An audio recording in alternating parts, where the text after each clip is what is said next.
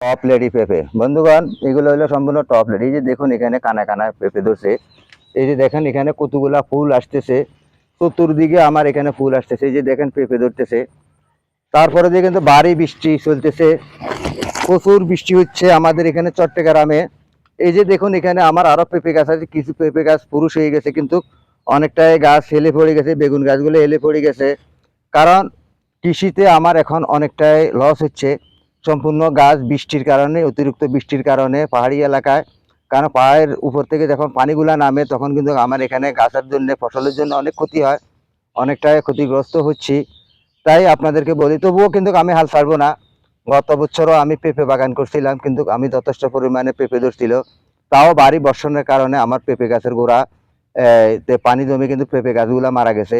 এইবারেও কিন্তু আমি উঁচু করে মাদা করে লাগাচ্ছি যেন সেখানে কিন্তু, কারণ এখানে পাহাড়ে যখন পানিগুলা ঝর্ণাধারায় বসে তখন আমার উঁচু মাদাগুলো কিন্তু ভিজা থাকে। ভিজা থাকার কারণে পেঁপে গাছে পানি সয় না, কারণ তা পেঁপে গাছের শিকড়গুলো যখন নষ্ট হয়ে যায় অতিরিক্ত পানির কারণে, তখন পেঁপে গাছ মারা যায়। কিন্তু আমি 120টা টপ লেডি, রেক লেডি ও গ্রিন লেডি পেঁপে গাছ লাগাইছি।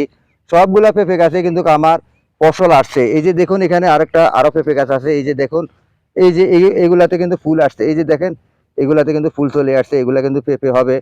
তারপরে ওইখানে নিচে আছে, ওই যে ওইদিকে আছে দেখেন, ওইখানে আছে, ওইদিকে আছে দেখেন, পুরাটাই পেঁপে গাছ। এখানে আমার সম্পূর্ণ পেঁপে। এখানে আছে আমার এই খামারের ভিতরে আছে, এই যে এখান দিয়ে আছে পেঁপে গাছ। সম্পূর্ণ পেঁপে গাছ আমার এখন মৃত্যুর পথে আছে, কারণ ভারী বৃষ্টির কারণে, ভারী বৃষ্টিপাত হওয়াতে, অতিরিক্ত বৃষ্টি হওয়াতে আমার এই পেঁপে গাছের সমস্যা হচ্ছে। তাই আমার মতো অনেক কৃষকের এরকম সমস্যা হচ্ছে।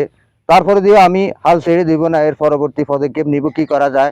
তাই আপনারা পেঁপে চাষ করুন, lake ready, green lady, top lady, যে কোনো পেঁপে চাষ, কিন্তু খরচ কম, লাভ বেশি। তাই আপনারা চাষাবাদ করুন, নিজে আয় উন্নতি করুন। কারণ কখনো আপনার লাভ হবে, কখনো লস হবে। তাই কি আপনি হাল ছেড়ে দিবেন? হাল ছেড়ে দেওয়ার কোনো প্রশ্নই আসে না। সকলকে সেই প্রত্যাশা জানিয়ে এখান থেকে বিদায় নিচ্ছি। আসসালামু আলাইকুম।